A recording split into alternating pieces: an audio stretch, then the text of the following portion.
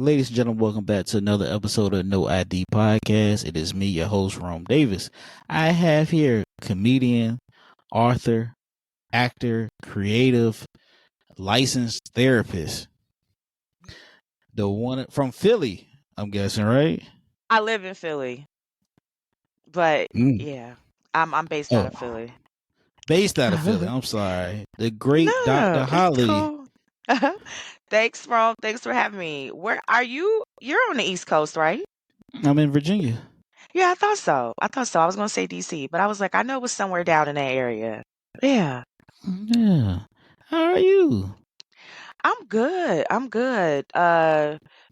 Good busy. Good busy. Good busy. But I'm good. How are you? I'm I'm I'm I'm good. Not Okay. busy, but good. We good.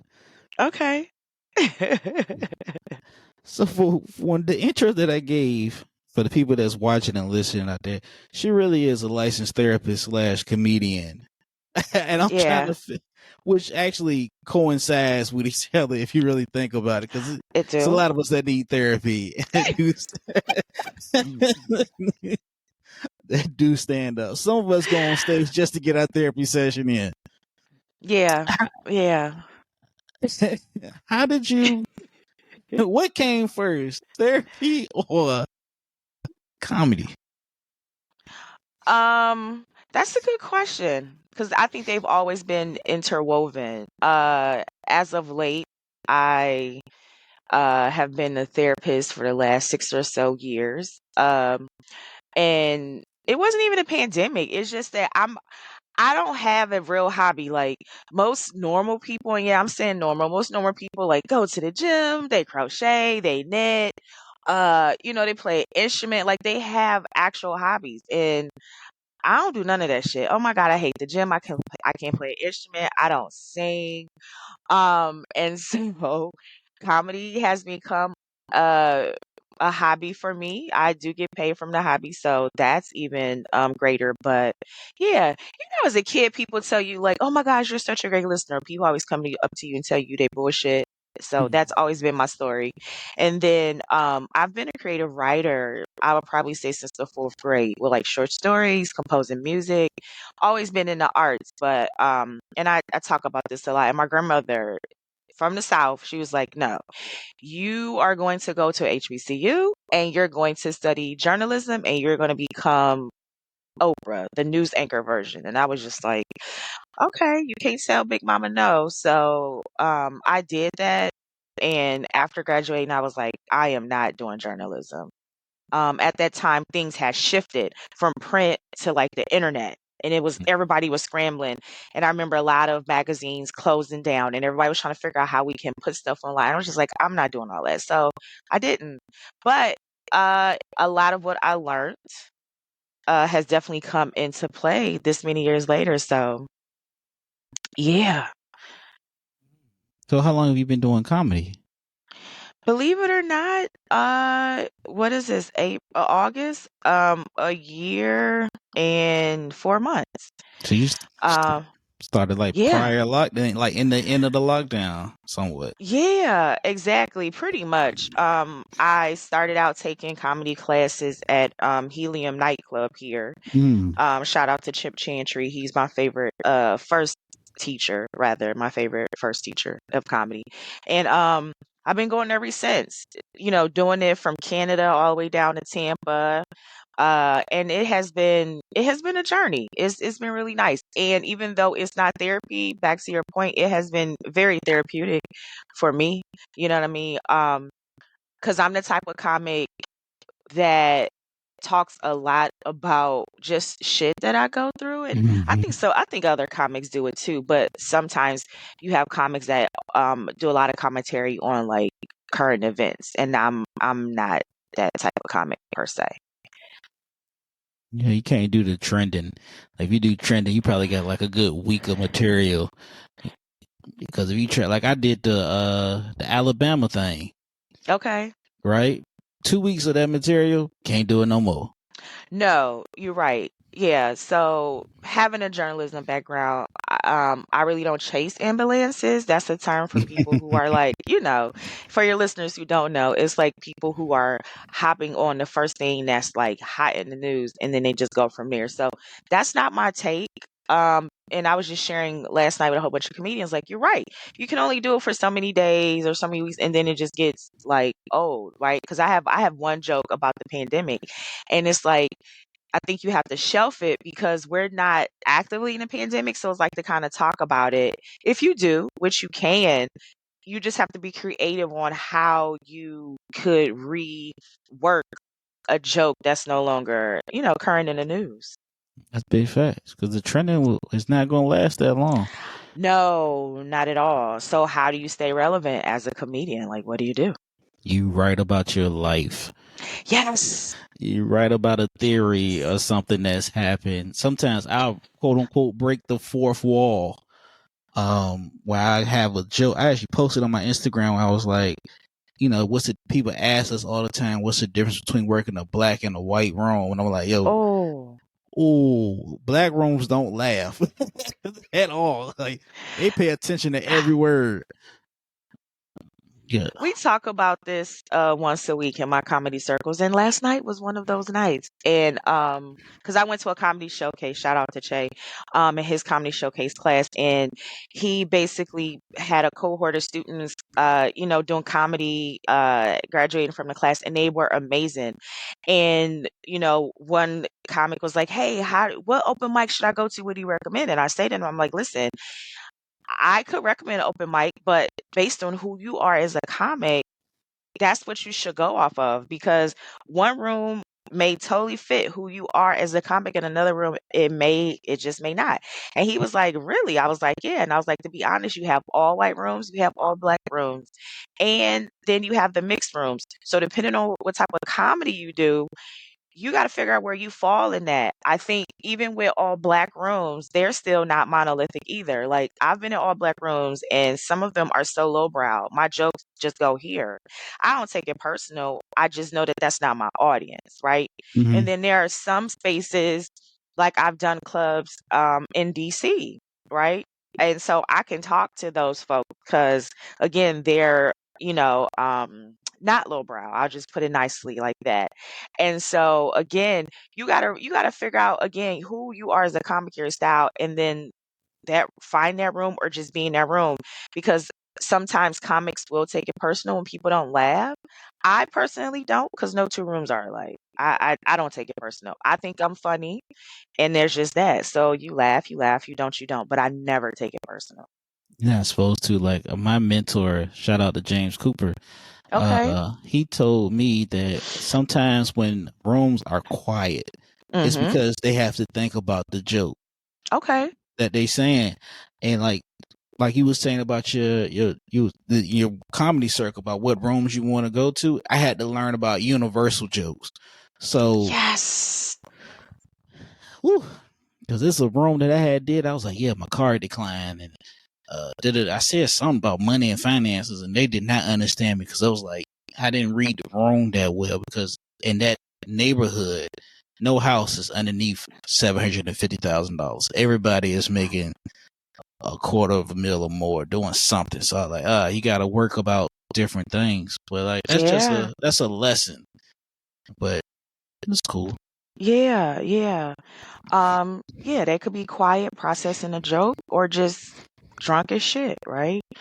Yeah. Because you got those rooms, and then you got the rooms where, you know, the hecklers. I've only been heckled once, since I've been doing this, and I don't have a problem with hecklers. I think because I do improv, and improv requires you to think really quickly on your feet. Mm-hmm. So when I got heckled down in Tampa, shout out to Tampa Improv, um, I was like hitting it. Like soon as they said something, I was like, boom. And then once I shut him down, I got hit like two more times and I just kept going.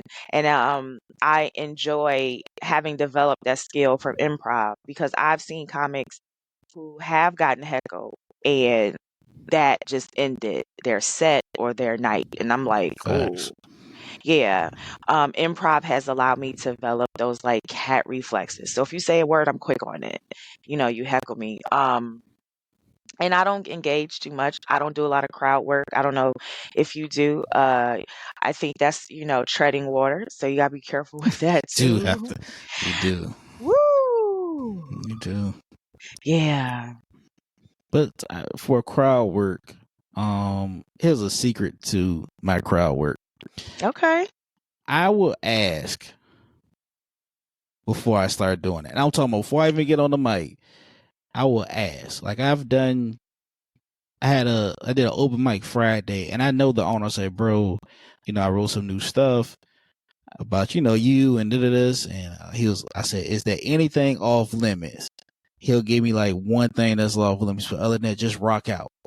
So that's Okay. that's that's the secret. Like, even if you write about your family or somebody, like, look, I'm a comedian. You know, I apologize. I may buy you a drink after the show, but look, let me just say something about you, say something to you. If they cool with it, they cool with it. If they not, I leave them alone.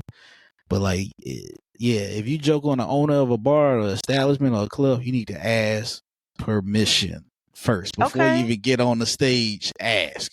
Okay. Okay. I can dig that. I can dig that. On the flip side of that, I think there are some people who are easily offended or just find something to be offended about. Hmm. Um because I don't know how old you are, but just growing up, comedy was just a safe space where nothing was, off limits, and people joked about any and everything, and it was tasteful. It was never tacky. A lot of people was up in arms about Dave Chappelle and the LGBTQIA community.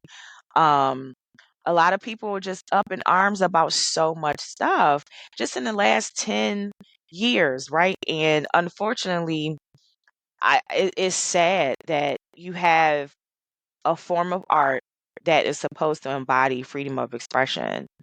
And every time it just seems like somebody's getting canceled or somebody's offended, and it's like, these are jokes. You know, I don't the jokes that I make fun of, or if they're not about me but other people, like, I don't know you personally.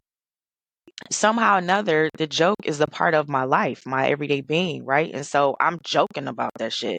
But people will find a way to get offended about your life and your experience. They And will. it's like, wow. So yeah, I do believe in if you are going to talk about somebody in the room, definitely accept permission. But on the flip side of that, you'll have people that are just like, up in arms just about the simplest shit. And I'm like, yo, these are jokes. Chill. Right. But we'll sit home and watch a murder mystery on Netflix like it ain't nobody business. All right. Cool. Yeah. And do some other outlandish shit. I won't go there, but just do some other. It's like people are like fake offended. You know what I mean? Mm-hmm.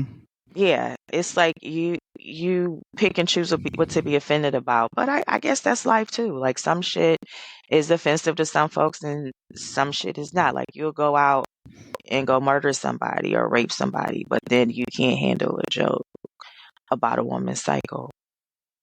Okay. No, no. A cycle means to me, I got another month of no child support. I'd be excited. Yes, that's an excitement. My cycle here. Whew, I hushed that bullet. I know that's right. I know that's right. Oh, I know that's right. Because I have two children, and I'm like, oh, they're so close to just that age where I'm almost free. So yeah, I welcome a psycho, but it's just weird. Like people are just into all types of different shit. But some jokes or when people say shit like Corey Holcomb does a lot of abortion jokes, and people Mm-hmm. be like offended about that. But it's like, what? You'll go and listen to Suki talk about eating a man's ass. Like, what are we doing? It's like right? selective outrage. Yeah. Yeah, that's my point. That's my point. Exactly. A lot of people are mad about Chris Rock with the title and how he came out and said what he said with Will Smith and it was late, this and that. Like, how you gonna tell people when to process shit? How you gonna tell people that it's too late and you should have did this? Like, people are just corny and weird nowadays. And I think I just picked somewhat of the worst time to be a comedian, but I'm up for the challenge. You know what I mean? Like, it is what it is because people are just going to always, not all, but most people are going to find some shit to just be offended about. Wow, having their own skeletons and some weird shit going on, and you're like, you're offended by that? Really? Okay. Sidebar. Somebody's fine ass mama. Yeah. Shout out. It's a local black boutique here in Philly. I have been trying to get through her boutique literally for like over a year, and I'm so mad I can't remember her name, but I went in and she's always changing like up all her clothes. And I found this t-shirt and I was like, well, this is applicable. So yeah. To the people out there in the crowd too, it's like, man, I'm gonna slide in Dr. Holly's DMs. I want you to look at the aesthetic behind her. I also want you to look at that left hand on her. You better come correct before you slide in those DMs.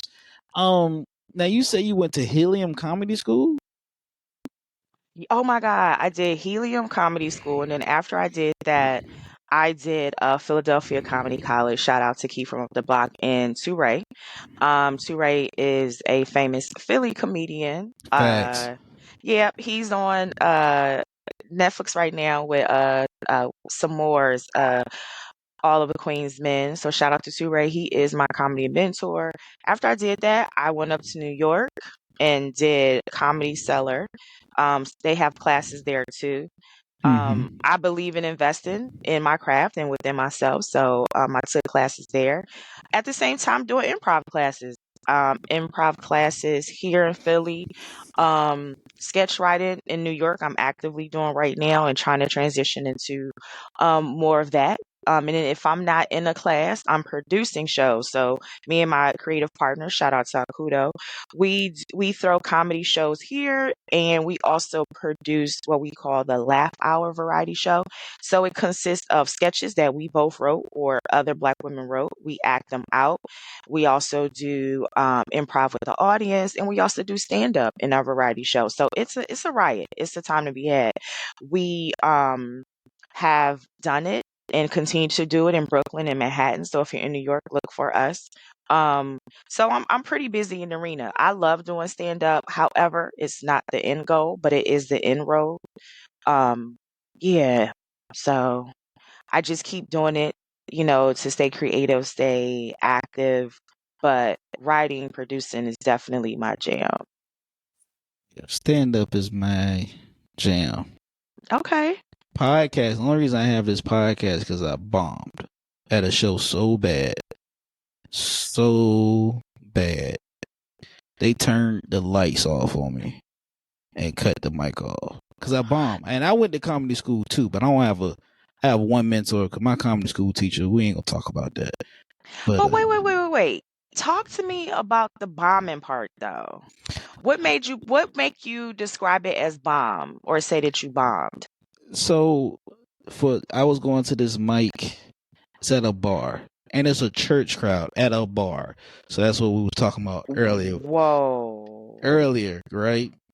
And for 3 weeks, this lady said, you at a bar, there's no stage. You're in a corner and you literally sitting beside the customers. She's just sitting there. First week, she joking on me. I didn't even get a joke out. She said, you'll never make it in comedy. Third week, said something. I said, you know what? Fuck it. Fourth week, said something. I lit her up.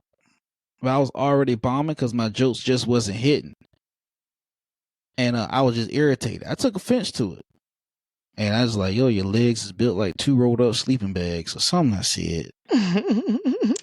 And I was like, oh, and they literally cut the mic off and they put the music on and cut the lights off. It was like, yo, you got the, so I ended up leaving. I never went back to that mic after that, but the mic is gone now. So that same Thursday, cause I take an improv class in Norfolk, I came and talked to one of the teachers there, Marlon, and I was like, yo, this what happened. He said, good. They shouldn't have turned the lights off on you. She was asking for it. Now your jokes, we do need to work on your jokes a little bit more, but you did a good job at like lighting her up. So See, and that was my thought. yeah, nah, but Virginia, I don't know how it is in Philly, but that outrage thing is real. Like most of the stuff here, I say it, I don't care because I ain't, you got gatekeepers, you have politics, you have drama, and then as far as like going to the crowds, some of these rooms they want to be clean comics or Christian comics, and somebody has told me this numerous times. You can't bring church into hell, and that's what comedy is. It's hell. You can't do that stuff. And that was a clean room that I roasted her at. That was a Christian room at a bar at that. So Sunday the hypocrisy though. Yeah, it is hell in there. And Virginia is like you like you have a comedy circle. We don't have that here. It's like I'm a one man person, literally. So you don't connect with other comics? When you connect with other comics, you can. But there's other comedians, and I hate to say it, black comedians that would tear you down and make up shit behind your back. Like, man, he was stealing my jokes. Or my famous thing I heard when I was watching 85 South Show with Bruce. Not Bruce. It was Moneybag Mafia. Look, yeah, Moneybag Mafia. He was on the 85 South Show. And Carlos Miller literally said, if you are funny, they will not fuck with you. You know what I'm saying? Like, I went to Connecticut for Last Comic Standing at the Mohegan Sun. I posted up a 45-second clip of me back there. DMs blow up. Oh, how did you get there? When I'm like, oh, I got up there by myself. I opened up for DL Hughley back in December.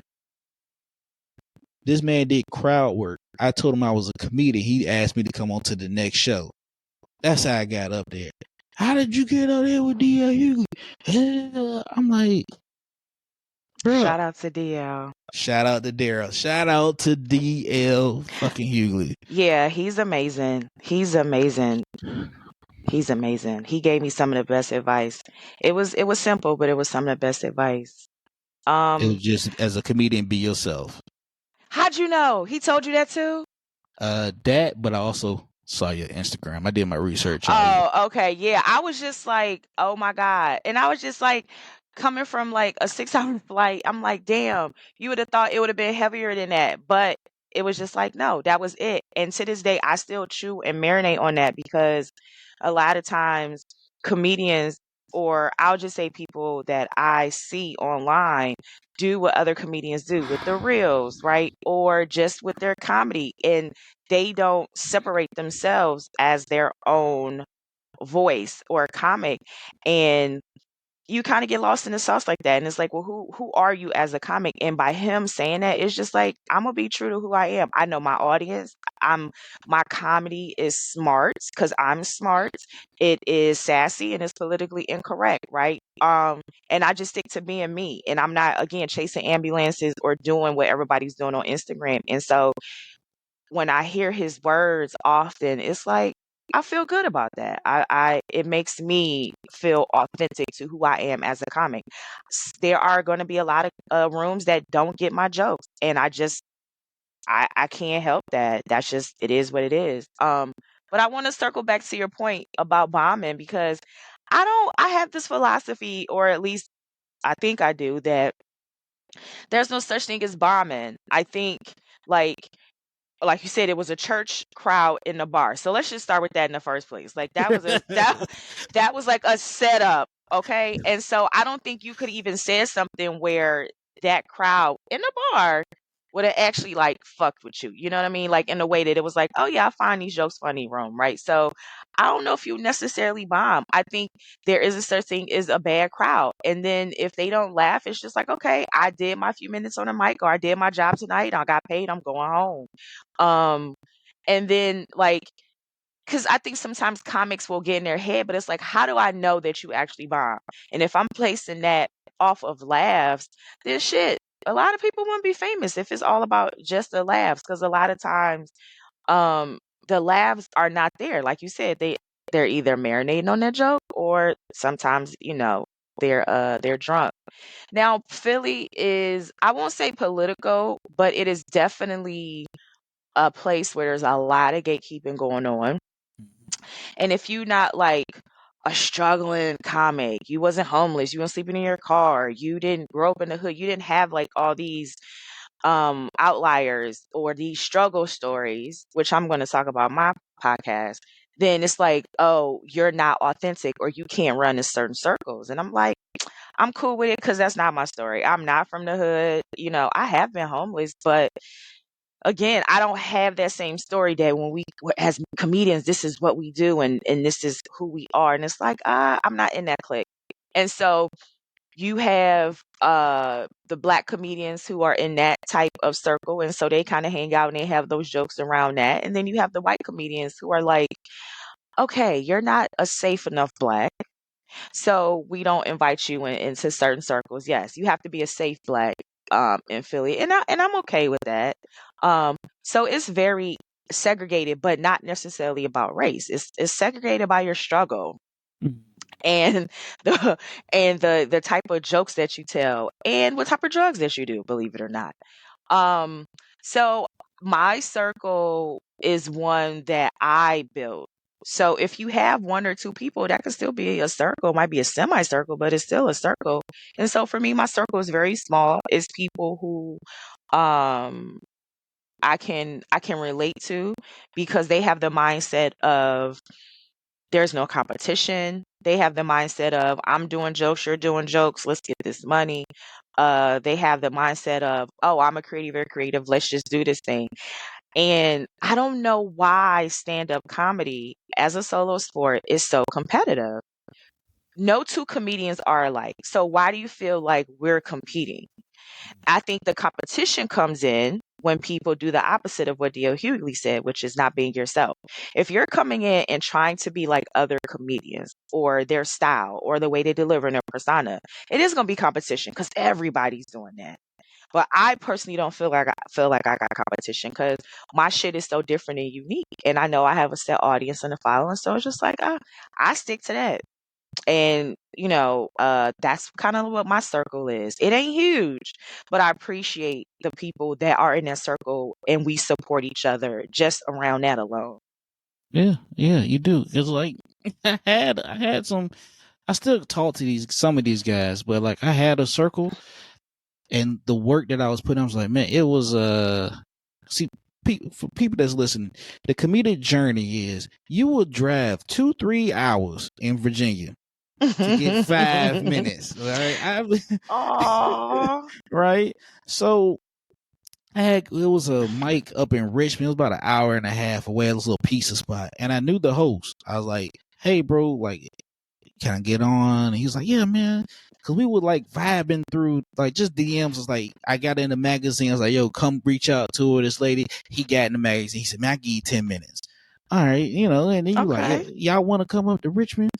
Oh, nah, man, that's too far. I don't want to drive 2 hours for 5 minutes. I'm like, bro, he gonna give you 10 because there ain't nobody that shows up to this mic. You just getting the reps in. Oh no, nah, Yeah. man, we don't. Oh man, I don't want to do that, man. Oh man, and then I hate saying this word. Niggas getting their emotions and feelings about seeing other comedians, and they want to do shit based off of emotions. And I'm like, bro, it's a marathon. It's not a race. Like, But it's you no can't be mad at the reps that you didn't put in, though. facts. Period. You can't be mad. And whatever those reps are, again, that's whatever those reps are. It could be driving 2 hours. It could be taking an improv class.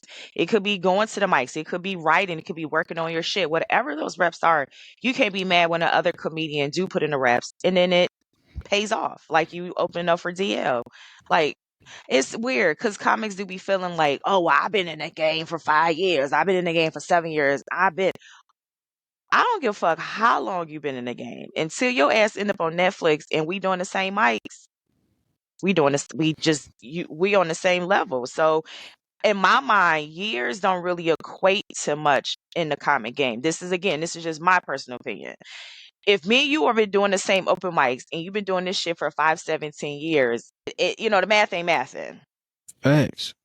You know what I mean? And so for me, 2 hours south is the Baltimore, DC area, and then 2 hours north is New York. I got both of them in my backyard, and I'm taking advantage of both of them. I made connections. And it's like, if you really want to do this, you have to put in the reps. Whatever that looks like for you, you have to put it in. You have to know where you're trying to go and what you're trying to do. But I apply that really to anything in life. Like anything I want to do, I go hard on it anyway. I go like ham as fuck. So that's just me. But when it comes to comedy, I get the same thing here. Like, oh my God, you're going to New York. Yeah, it's up the street. It's 2 hours. Like, get on the train or the bus. But you can go. No, seriously, you can go there. And for me, because of who I am, how outspoken I am, how raw I am, and the type of comedy that I do, it just doesn't fit in the Philadelphia box. There are certain mics that I fuck with because of people who host in the rooms. But as far as like actually like doing shit, New York is just my space. It shows me a different type of love. It gives me a different type of energy. It doesn't feel very crab in a barrel. You know what I Mhm. mean? Like New York is a big ocean with a lot of sharks, right? But ain't nobody like sharking you. That's not an actual word, y'all. But ain't nobody sharking you. Like ain't nobody like killing you because it's such a vast ocean. You can literally eat, right? Philly is such a small fucking pond with piranhas. And so everybody feel like, oh my God, I have to like be in this crab in a barrel, like stab you in the back, or not even necessarily stab you in the back, but just do some old like grimy shit to make it like they want to one up you or think that they're taking away your opportunities. And I don't got time for that. I don't got time for that. So yeah, I started here. This is my base, but I also know um where to channel my energies. But again, I'm glad you just brought up the 2 hour drive. Like, I don't give a fuck. I'm in New York at least once or twice a week. I'm there. I'm investing. I'm there. And again, I'm not doing it necessarily be like, oh, I'm trying to blow up. It's just the fact that I know what I need to do for me to get to my end goal. And so if that takes me going there once a week, twice a week, connecting with folks, taking classes, being in certain spaces, right? I'm gonna do that shit. Yeah, like you have to. Like Yes. Richmond's in my back pocket. I got North Carolina. I was in Connecticut. My goal Go is to ahead. get to Canada up there because I've got like the credentials to Go to get it. Toronto. Mm-hmm. Go to Toronto for sure. The comedy scene there is nice. And like I've been to New York before, and it's like it's nothing but writers, comedians, SNL people. That's all it is. This is a mic everywhere, and I'm like, Virginia does not have that. We're focused on one fucking club, and they act like that's the only goddamn club we have here, and then they get hurt when they don't get in that per se club. And I'm like, yo, it's more than one club. Like, have them knock at your door. Stop going over there and doing all that. And then you got some comedians, they'll dick ride the hell out of this one comedian Mhm. because this comedian is putting them on, and then that comedian is putting them on. He got something going on with a local, and I mean a local television station, and he puts the same fucking 7 comedians on the spotlight. And you like, all right, well, bet I'll just make my own route. I know the game. I know what to do. I'm old school. Right. Old school. I do the MC Hammer shit. I will put a sample on my social media, but I'll put the full thing on the flash drive, as old as it is, and mail them bitches out. And I've gotten responses like, all right, we can get you in. And some don't read it. Some of them send it back. I'll send them bitches right back the next week. But like, comedy is just one of those things. It's a solo fucking game, but it's like, Yes. but they act like it's just so competitive, and it's like, oh, I want to go here and I want to block this person. Oh, I'm gonna open up my own room and I'm gonna bump people off because I'm gonna put in for my homeboy. So I'm gonna open up my own room as a host, and I'm gonna do 15 minutes between each comedian and take the energy out. And then I'm gonna bring coming onto the stage, Dr. Holly, and I'm gonna get her 3 minutes, but I'm gonna get her the light at 1 and Oh tell her my time is God. up. Yes. You got those they are the host of mics and they're like mic hoggers. You're there to help bring up other comedians. You might could do you or you're supposed to maybe do 3 to 5 in between. And sometimes you shouldn't be doing in between. But yeah, you are right. They will take 15. I've seen some even take 30. Okay. I've seen people go to mics, sign up, can't get on. I've seen it happen to me. The list will be long as your arm, and it's just like, oh well, I know this person, or they'll bump you and just put all their friends on who didn't even sign up, and it's just like, okay. And I learned that early on, and so for me, it was frustrated, but then I'm like, okay, I just won't do the room no more. Now I know how to channel my energy. So if those rooms have that vibe where they not really fucking with you and they rather fuck with their friends and put on the same black or white comedians, the same joke, the same guys that talk about dick jokes and coming, or the the the white Taylor Swift female comedians, I call them, right? The dry ones. Um Mm-hmm. and it's just like, if that's what you want to put up in your room, who am I? I ain't gonna be upset about it. I just don't come back to your room. You know what I mean? I just find now other spaces where I can actually get up on a mic, get the time. And so that's what I mean by like knowing where to put your reps in, right? So yeah. So it sounds like you're in a part of Virginia where you can either go to North Carolina or to Richmond. So you're like in the middle. I'm in the middle, and Uh I've been doing this for, I say 4 years. I usually subtract 2 because it was 2 years in that lockdown where I was just like, wasn't no mics. So that's when the craft started crafting a lot more, a yeah. little bit. And even when I was doing this podcast, originally was going to be started to interview comedians in the 757 or in the 804 in Virginia, or creators in general. Oh yeah, I do it. Man, I got left on red. They would open the shit up and then close it back like they ain't see it. I was like, all right, well, bet. So now, since the podcast, I don't know if you really seen some of the guests. I Yeah, don't I've know. seen some of your YouTube one. The one I saw, it was like an Asian guy, like you guys were doing some type of collaborative work. That's the video I saw on not Instagram, I'm sorry, YouTube. I With the had a no couple of ID. dominatrices. Yeah, I had a couple of dominatrices and foot fetish models and porn stars and other Whatever floats your comedians. boat. I'm not. Oh, whoa, whoa, whoa, whoa, whoa. I don't have a foot fetish. I'm not into kink. Put my pussy on the platter and I go from there. But yeah, they circle. Some of them have circled back, but I'm like, yo, no hard feelings. But like, I'm booked. I have other comedians that's willing to get up here like you.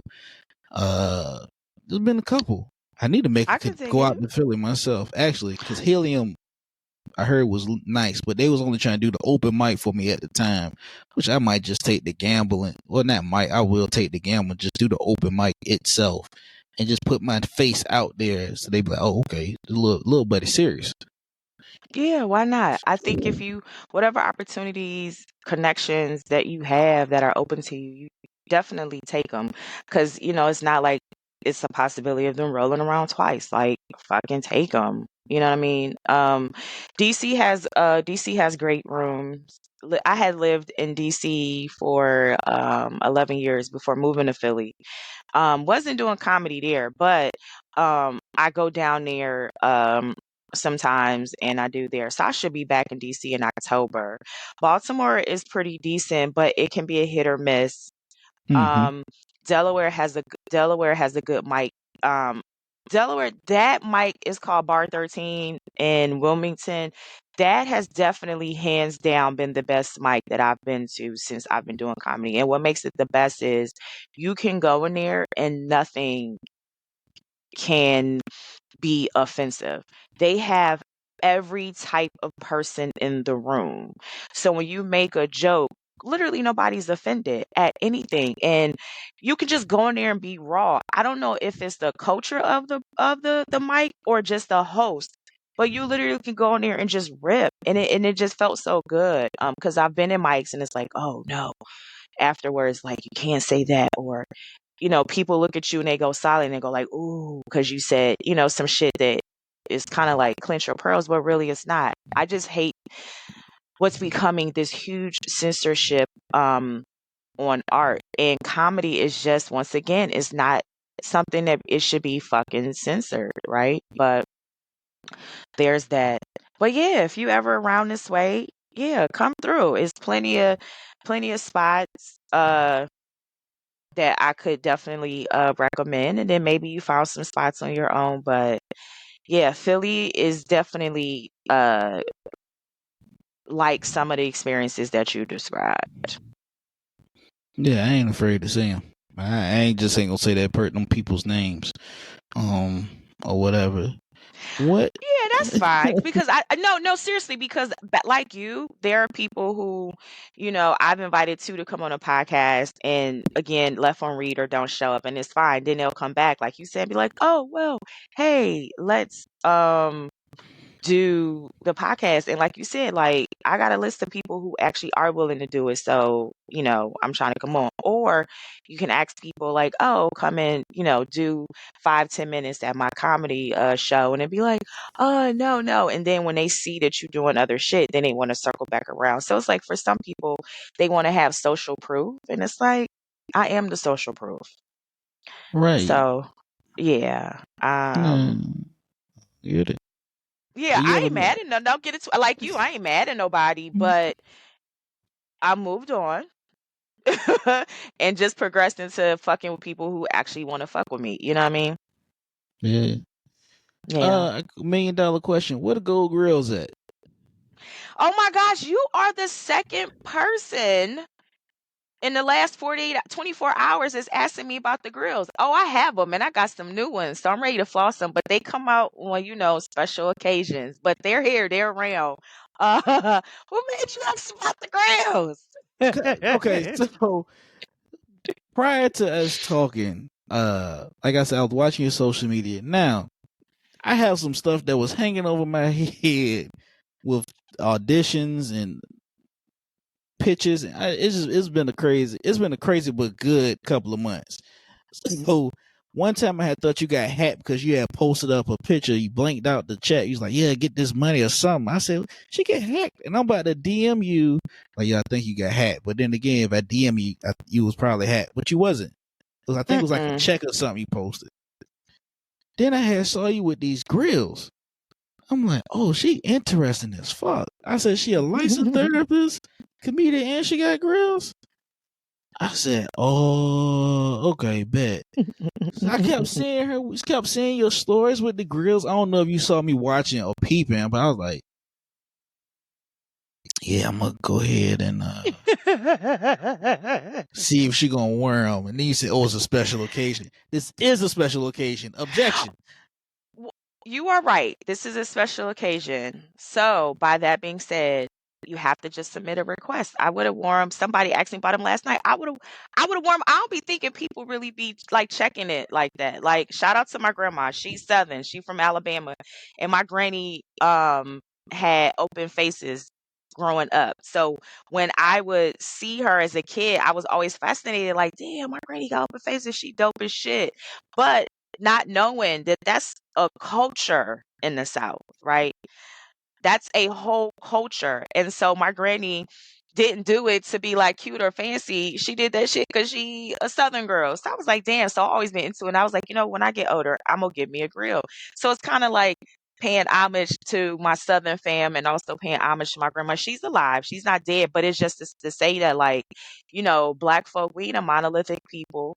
We have culture within culture. And yeah, I love my fucking goals. I've gotten goals from Houston. Shout out to Johnny Dang. I've gotten them from Dallas, from Miami, and then the most recent, y'all. If you in Atlanta, hit up Mel's Grills. She actually is a real dentist. She's licensed. She's Black. She's female. from Philly, but she is an ortho down in Atlanta, and she made my most recent grill. She gave me 6 up top and 5 at the bottom. So up top it just says Doctor DOCTOR, and then I got open faces on the side, beyond the D and the R. And then at the bottom is the Holly. I got the open face at the Y and the H. And very affordable. At least it was for me. And I just love grills. I got some more ideas coming out, but y'all just gotta wait to see them. But yeah, I rock some grills. I ain't ratchet and I ain't hood, and you ain't gotta be either one of them to rock a grill. I'm just, again, for the culture.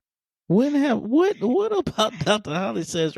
I've seen you perform on your page. Literally, probably most recently saw you doing t-shirts, maybe some jeans or some shorts. I've seen you in a dress and some heels. I'm like, what the hell?